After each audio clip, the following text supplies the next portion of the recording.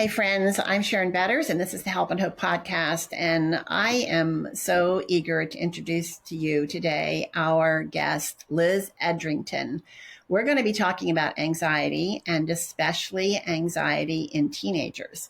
And Liz knows about this because she experienced anxiety as a teen and now has channeled what she learned and experienced and admittedly says she still experiences anxiety into this wonderful devotional book called Anxiety, The Better Story. And it is especially written for teens. But I have to tell you, I have been reading it, and it is for anyone who is struggling with anxiety. Liz is a mental health counselor. She presently is on a staff at a local church. Author, obviously, active life, and I'm so thankful that she was able to take some time to be with us today. So Liz, welcome to our podcast. Thanks for having me, Sharon. So glad to be here. Well, before we jump into our topic, tell us a little bit about yourself that maybe I haven't covered, and one thing that you do when you feel as though life is just spinning out of control. Ooh, two big questions. Let's see about myself. I live in Chattanooga, Tennessee. I've been here 9 years, which is hard to believe, and all my family's in Virginia. And I live with my golden retriever, Bella, the dog. She's the best. I'm going into my 8th year full-time staff at a church where I wear a number of different hats. I feel called to the church, and had a private practice in counseling here in Chattanooga for about 4.5 years. And then that chapter closed, and the opportunity to teach as an adjunct professor up at Covenant College once a year was presented to me. So I've got to teach in the psychology department and work with, young adults who are, some are still teenagers at 18, 19, but just on that cusp of transitioning into full adulthood, And I've worked with teenagers in one form and another for about 20 years. I love working with teenagers. Youth ministry is my heart. It's wonderful when I hear somebody say that, because I know that there are some people who have worked with teenagers and said they could never do it because of all the ups and downs and all of that. So to know that you had such a calling, and it shows up in your writing in this book that you've written, you really understand how to grab the heart of a teenager based on my experience with teenagers. And one of the reasons that I wanted to bring you onto the Help and Hope podcast is because I was talking with a few teenagers about their emotions and feelings. And I had asked them, if you could describe your emotions or feelings in one word, what would they be? And they said hopeless and helpless. And I was so sad. I mean, we were able to talk some more about it, and it mainly focused on the culture in which we live and the future of our world and those really big issues, and feeling like there's nothing they can do about it. But I know it goes deeper than that. And so tell me why you were passionate about writing. I'm a writer, so I know it. You have to have a real strong reason for writing such a book. Why do you think it's important for you to put into words what you've learned? Yeah, a couple of different reasons. Having been in youth ministry this long, I think I've felt the shift kind of from 2012 on, especially where smartphones begin to be more pervasive. And I don't think they are the cause, but man, I think they're big contributing factor. So even, from 2006 to 12 youth ministry, I was youth director of those years, and the level of anxiety and depression, it seems like, has just ramped up since then. So felt need is a huge reason I wrote this. Conversations with teenagers that revolve around anxiety more and more. And, I had my high school students, about 20 of them on a Sunday morning, give me do y'all, in the last couple of years, do you think anxiety has gone up, down, or stayed the same? I mean, every thumb was up with one that was like this. So it's just felt need. There's so much anxiety and depression, and your words that you gave it, hopeless and helpless, are really apt. They really fit. Yeah, so it's the chance to get to it's heartbreaking. I think empathize with them, and then to offer them the actually hope of the story that we live in, our real story of the Lord coming to the earth and resurrecting. Well, not only have you the experience of working with real life teenagers, you talk a little bit in your book about your own experience with anxiety as a teenager. Why don't you share a little bit about that? Yeah. So I wouldn't have even known, I think, to call it anxiety back then. anxiety is this word we use pretty freely and pretty heavily now. And I think sometimes that's not helpful even, but giving it a name is helpful. So for me, looking back and realizing, especially at so much performance anxiety before any tests, before any paper, actually writing papers especially, and soccer games, my body would tighten and my stomach would get nauseous, and I couldn't eat 3 hours before a soccer game because I had so much tension in my stomach that I'd get sick. So I had to learn to kind of manage this anxiety by the rest of my life, eating at different times and laying on the floor breathing. And I just, in my head, I was like, I'm so stressed. This is so stressful. But, anxiety is a partner to stress. So yeah, just pretty regular bouts where my shoulders would get tight, and my shoulders and neck and my stomach, my thoughts would just be spinning so quickly. So it was a regular part of my life back then. What you mentioned that we use the word anxiety a lot these days. So what is a good definition of anxiety? I mean, how would you, when you have a counselor or you're talking with a teenager, what are some of the things you look for and you think this is an anxious person genuinely? Yeah, that's a good question. If they tell me they're anxious, I'm going to believe them. And I like to give kids actually other words like worry or stress, because I think a lot can be hidden when we take on a label, and it can be kids want to belong, right? Identity, purpose, and belonging are their big three. So to belong to the anxious group, even though it's not something you want to be, also has an appeal. And so I like to give them different vocabulary just to check in and see, does this fit? It might not. Anxiety might be the best word that fits, and we want to use their language. However, I would say anxiety is most simply an emotion. It's an emotion. And so it's not it's not diagnosis, it's not a pathology before it becomes ramped up and pervasive and pathological. It's just an emotion we experience like any other emotion: anger, sadness, happiness, anxiety. And it manifests in our bodies. Like all emotions tend to have an energy. It's energy in motion. So energy in our bodies in some different ways. And that might be, like I described, tension in your stomach or your jaw or your throat, or heat, or your skin might be itchy or break out in hives, or those sorts of things. But yeah, most simply an emotion is what I would say. So when you talk about this emotion and this anxiety, uh, you're describing how our bodies respond to anxiety. You also have said that anxiety can also be helpful. It's not always a bad thing. What do you mean by that? How could it be helpful? Because I'm 75 and I still get anxious and it doesn't feel helpful at all. So tell me, how is it helpful? Yeah, and sometimes it really isn't, is the first thing I'd say. We don't have to try to force it into a helpful box when it's not helpful. But so let's say I'm getting ready to speak or teach. I actually really don't like being in front of people. And I start to my knees get a little quivery, my stomach tightens. And so I will kind of in my head say, like, all right, so it's happening.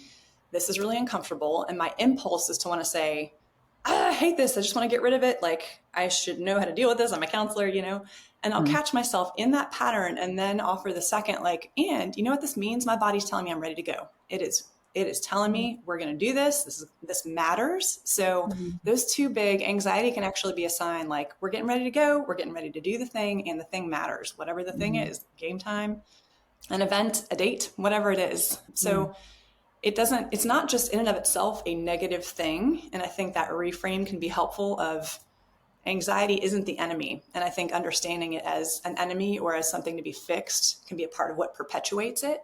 So just to say, this is an emotion I'm experiencing. And you know what? I've experienced it before and I've gotten through it. And here are my tools I might use. But just to know it is uncomfortable, like, call it what it is. Uncomfortable. I don't like it. I don't want to experience it. And I've been here before. It's just doing its job, trying to get me ready to go.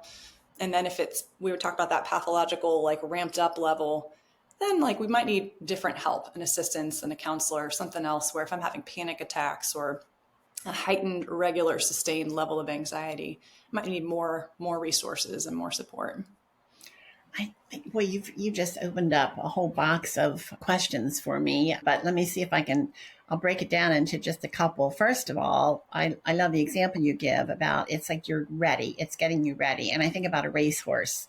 And if you've ever watched those races where they're bringing the horses out to the starting line, and those horses are so anxious, they come across that way, but they are ready. They want to run. They are ready to run. So I Yeah, love thinking about love that it metaphor. that way. That's so good. And I really wish I had known that when I was doing a lot of speaking.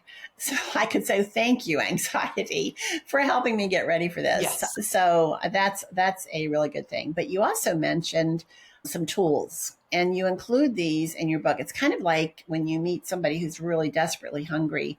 They have a lot of other issues, but you got to feed them first before they're going to listen to That's right. you helping them get to those other issues. And I kind of feel that way about your tool chest, those things that you have a person in front of you who is starting to have a panic attack because they are so anxious about what's in front of them. What are some of those tools that you recommend? Yeah. The anxiety toolkit was something I really pushed for. The publisher was not on board at first. And I was like, no, we're not doing this if I can't have my anxiety toolkit. Mm-hmm. Because like you're saying, I do think we need some practical things that can then get our brain online, because when our body is so ramped up, we don't necessarily have the cognitive faculties and ability to think through things, or if our brain is so ramped up. So the three big things that I give for the anxiety toolkit are first, breath work. It's so simple, but learning to breathe intentionally is something that can calm our whole system.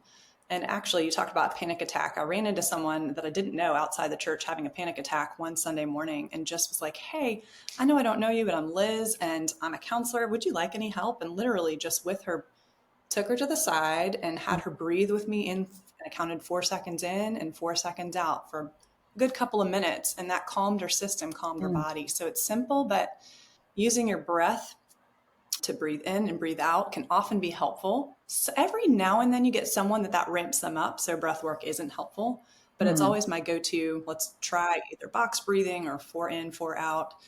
And another thing that is helpful, so what I might have used if that didn't work, was grounding. So grounding tools that use your five senses. So with a teen, I'd be like, all right, so we see and we smell and we taste and we hear and we feel. So bringing your attention to your senses non-judgmentally, just kind of that, like, I want you to tell me three things you see. Describe them to me. I want you to tell me three things you can hear.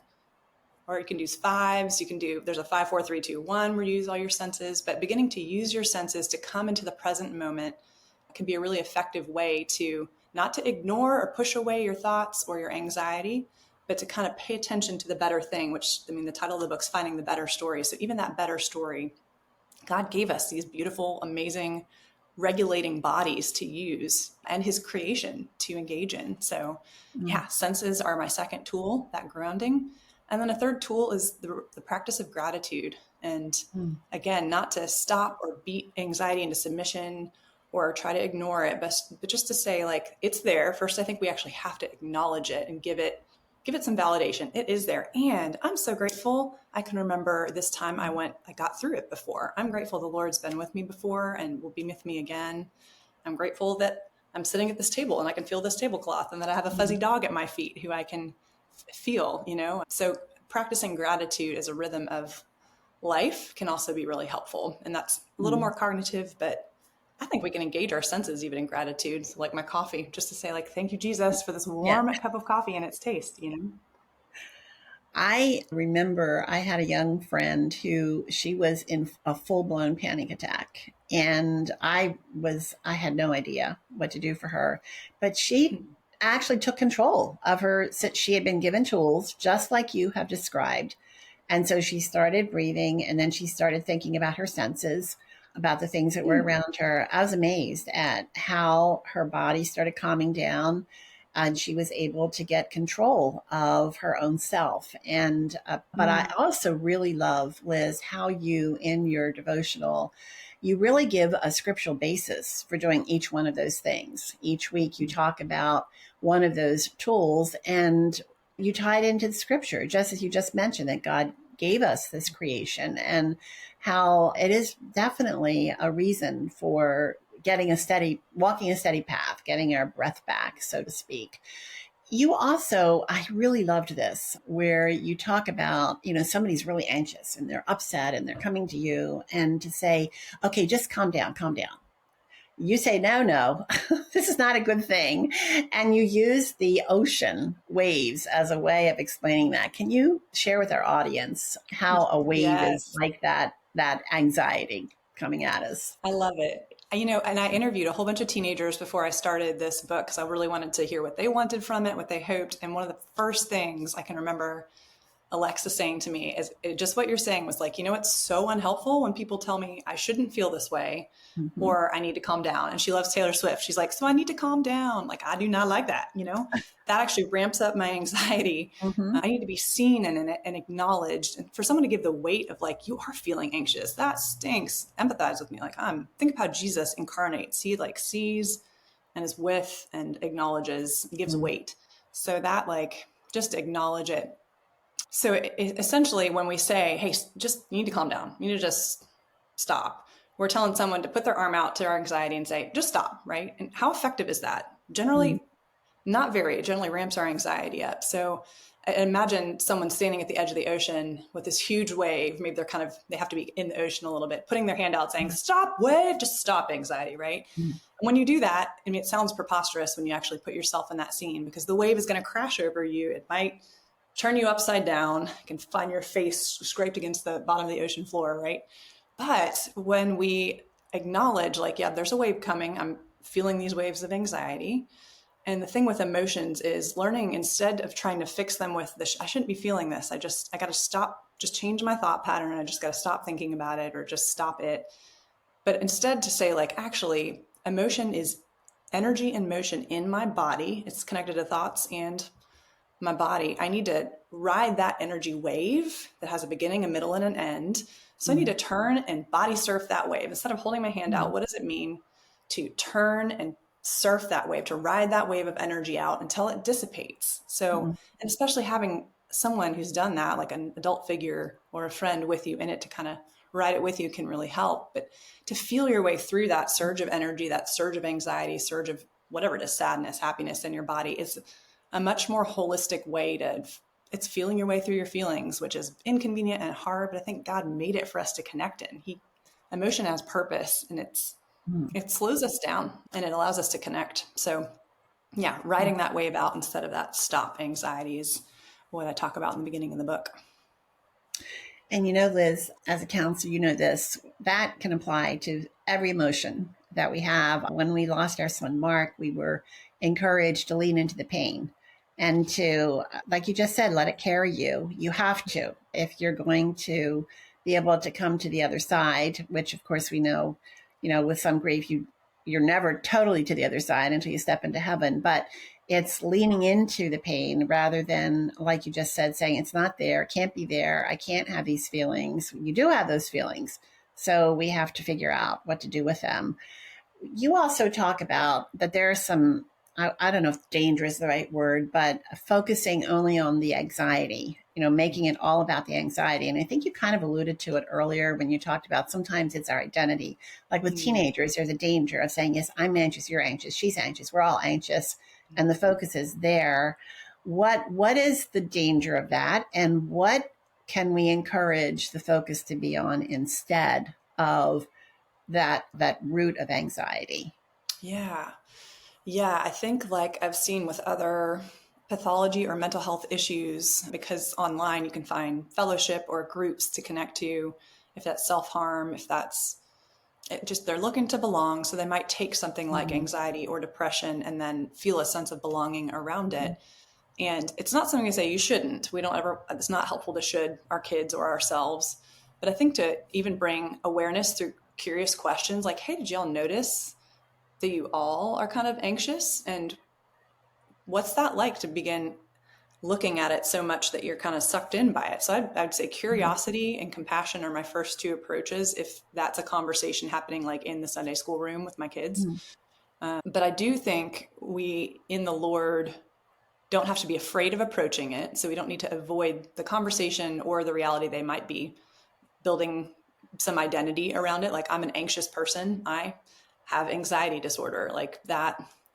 If that's true, let's like meet them where they are, explore what that means, and then offer them the moreness of like, it sounds like anxiety is a big part of your story. You know, like the better story of our Christian story is your identity is in Christ. You are secure and held fast. You are the beloved of God. And I'd want to say, like, in offering that, I don't want to bulldoze in to dismiss their experience of anxiety. I really want to give it the weight before, like, such a dance of how am I going to offer the truth of the better story. I might actually I'm going to share a story about myself. Like, here's how I began to build my whole identity around soccer. It's something that's still tempting for me, or like performance, whatever it is, teaching or even writing. And the Lord gently invites me to over and over and over again each day to turn back to him, noticing like the anxiety is there and like there's a better thing. There's you, Jesus. You meet me here and you offer me full life in yourself and an anchor for my soul when it's anxiously floating, you know? So yeah, just it's maybe no different than any idol or anything we begin rotating around in our hearts. Sometimes it might be anxiety or a disorder of some sort with students. And so you're meeting them there, seeing them, loving them, and then maybe even it's through the prayer that you're praying, like, Lord, I pray that they'll know that they're more than their anxiety. And then see them in that. Like, if they're an image bearer, you get to call out to the dignity and the image of God that you see in the student. Like, you're anxious. Yes, you know, you are also a kind, creative brother, and you're a hard worker, and I love the way you care for your animals in your house. You steward them beautifully. So you can call out their image bearing and give them a picture of who they are that's more than their anxiety, right? Because it just can be so focusing in it, what myopic, you know, it shrinks our vision of ourselves and of the world. So just to say, I see how shrunk that is, and like, let's just gently and kindly expand that. You're more than that, and there's more for you, but not without seeing them and validating in that. What you talk about being an image bearer, and I think, you know, can you unpack that a little bit? Because what I'm hearing you say is you're redirecting the emotions. You're not negating the emotions. You're not ignoring that. But it's kind of like when you're in a full-blown panic attack and you encourage the person to breathe and then to think about those things that they can feel and touch and gratitude and all of those things. But what is the ultimate direction that we want to point someone to who is experiencing that kind of anxiety and it's become their identity? You talk about the better story. Tell us what that means, being an image bearer, and what is the better story? Yeah, the better story from Genesis to Revelation is going to be God coming for us, his love coming for every part of us, every anxious, dark, broken part of his people, and making a people for himself. So drawing his image bearers back to himself is what I would say that story is, of God wanting to see his glory and his love pervade every inch of creation.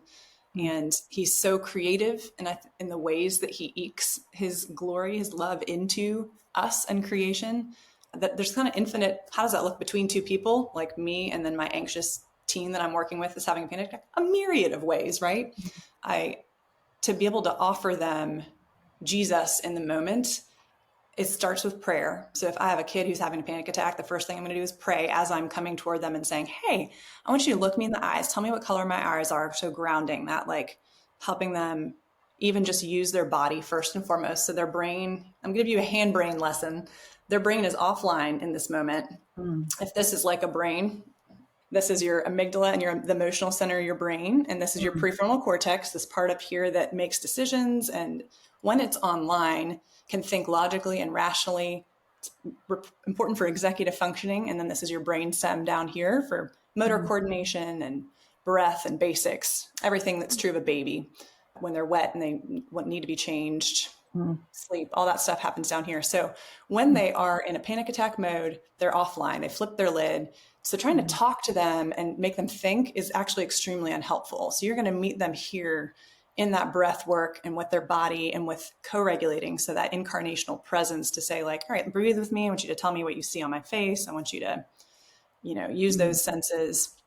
And as they calm down and come back on, depending on the kid and your relationship with the kid, so context, it might be like they just start, you see their shoulders relaxing, their body relaxing. Like, isn't it amazing that the Lord made your body to be able to regulate itself like that? Like that, just to sit in the wonder of God's work in the moment, in and through your body and through that relationship, could be a way to invite them into the bigger story.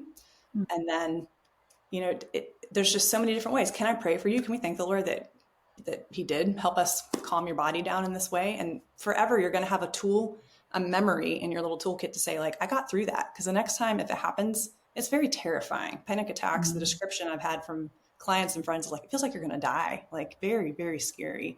So to remember, I've been through this, I can get through this. That's a big tool. And golly, yeah, the ways the Lord meets us in things like this. Think about this. I mean, you talked about your son, like in grief, in pain and anxiety, they're infinitely creative, I think. So even just to be curious, there's not a recipe. There's, for me, like, I want to be steeped in the word and in the spirit and in prayer of like, Lord, how are you inviting me to show up with you? Because you're in me, you're with me, to love this kid who's in front of me with whatever you've given me, like my story, my skills, my silence, or my speaking, so prayerfully to invite them to that story of knowing, hey, there's more. Seems like it's everything, but there's a before and there's going to be an after. And in our story, like, our past is secure because it is finished on the cross, and our future is secure because we're headed toward when everything is being made right. And we get these tastes of this new heavens, new earth, and moments where it's beautiful and calm and there's joy, but we're in that now and not yet. So even just to give kids a context for like, yep, past is secure. All the what ifs of your future are secure in Christ. And we're kind of giving weight to the now, which is broken and hard. And the Lord is at work. Yeah, I really appreciated the way in your book, Anxiety, that you set that foundation right from the start. You start right with Genesis, and that we live in a broken world, but this is not all there is. And I love the way that you painted the picture of how God pursued Adam and Eve after they just blew everything up. And then that's a picture of how he pursues us.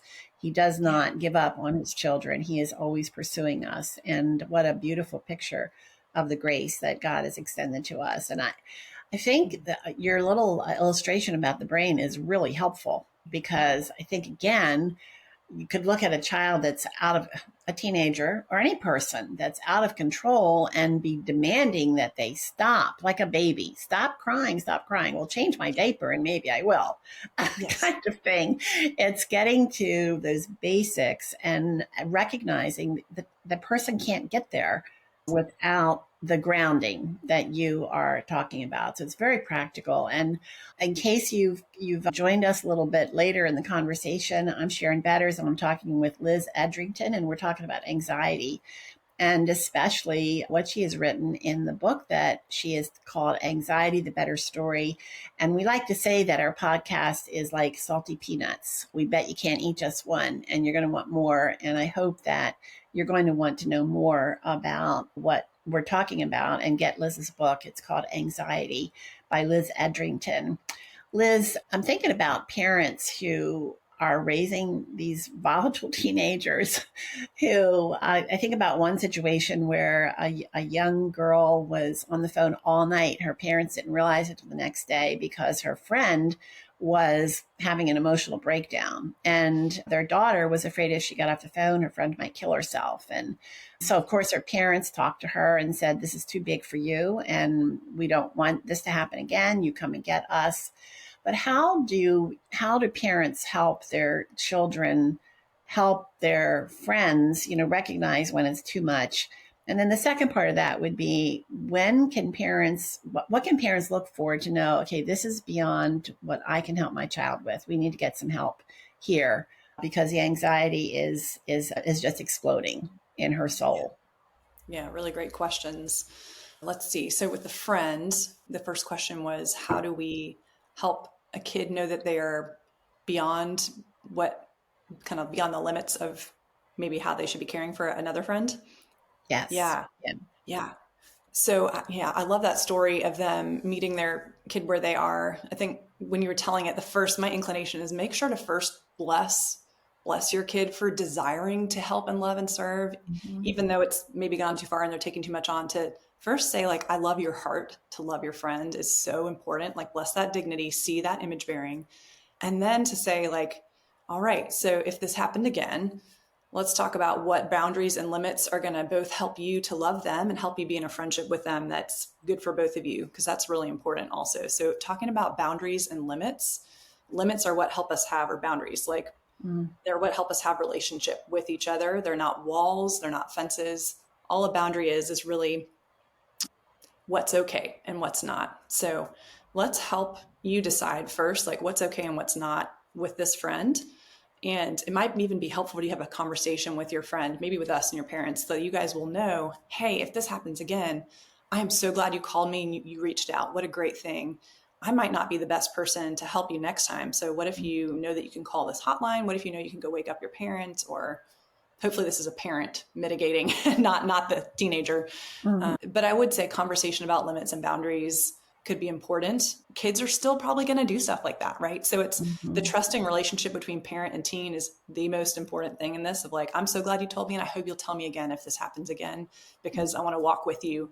And you're figuring it out. You're not necessarily going to do it right. And you might be tempted to, I might not cast that. You might be tempted to do it again, but like kids are loyal. I mean, they want to help. So you talk about it. They keep secrets. Of course. And a part of They don't want to individuating, break that's the confidence. Yeah. Yeah. They're supposed to be developing, developmentally, it makes sense that they are individuating. They shouldn't be telling you everything. If they're telling you everything, that might be a sign of something else not being great. Yeah. So respecting, hey, they're learning to do life on their own. I want to encourage that with probably, again, maybe it's a story of here's when I realized I overstepped a boundary with a friend and then felt overly responsible. And here's what it's looked like for me to learn to trust Jesus with a person who's really hurting, and to offer the care that I've decided to the limits, the care I can offer. I can offer a phone call for an hour and connect them to another resource, and I can pray for them. And that's it.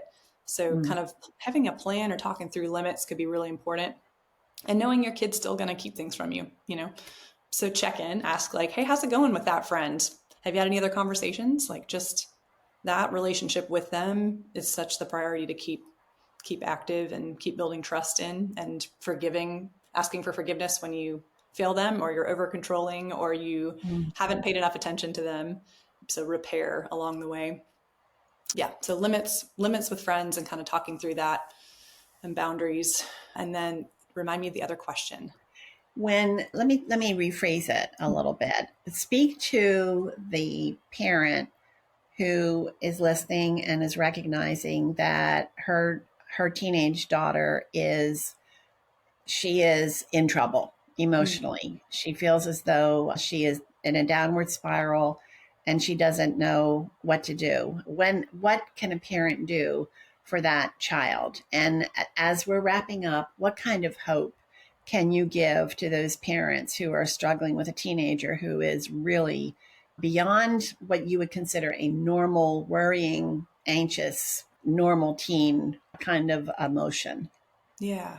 Yeah. The first thing I'd say is I love that you're recognizing and you're able to see your child, and I want to bless that. So like clearly just to acknowledge and bless, you love your kid. That's a beautiful thing. And to be able to see your kid, even offer the words of what you see in them back to them, of like, I see that you're in your room more often and your door's closed and you're not coming out and hanging out with us quite as much. And you're not even hanging out with your friends quite as much. So to see them compassionately is a first step, and then see what your child gives you back. Like, do they notice that too? Do they not? Where are they with realizing I'm having a problem? The hope, and we'll go more into that. The hope, I'd say, is like, you have the God of the world with you.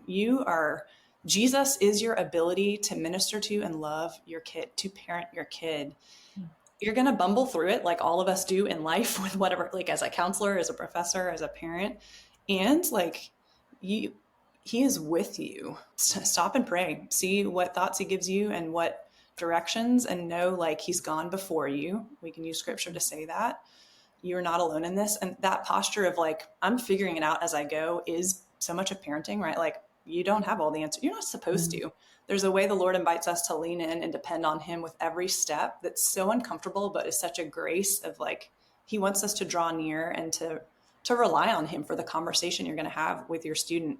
with your teenager. And to even, I think in your head, know this is the beginning. Like this, if this is the first time you're talking about your student, your teenager maybe being in a crisis, this plan in your mind for it to be very short and quick, not to be an hour long, like let's hash all this out right now, but just to like, hey, I just noticed some things. Tell me what it's like for you going through this, like to be, so you're incarnating, you're being with them, seeing them and meeting them where they are. And that's going to give you more data to say what next. Hey, do you feel like you need some more help? Like, if so, are you interested in pursuing a counselor or talking to your youth pastor? Or, one of my best friends is like a mentor to you. You want to talk to Barbara, like whoever it is. So what's another resource that, or even your general physician, your pediatrician, like what's a next resource if they're open to that?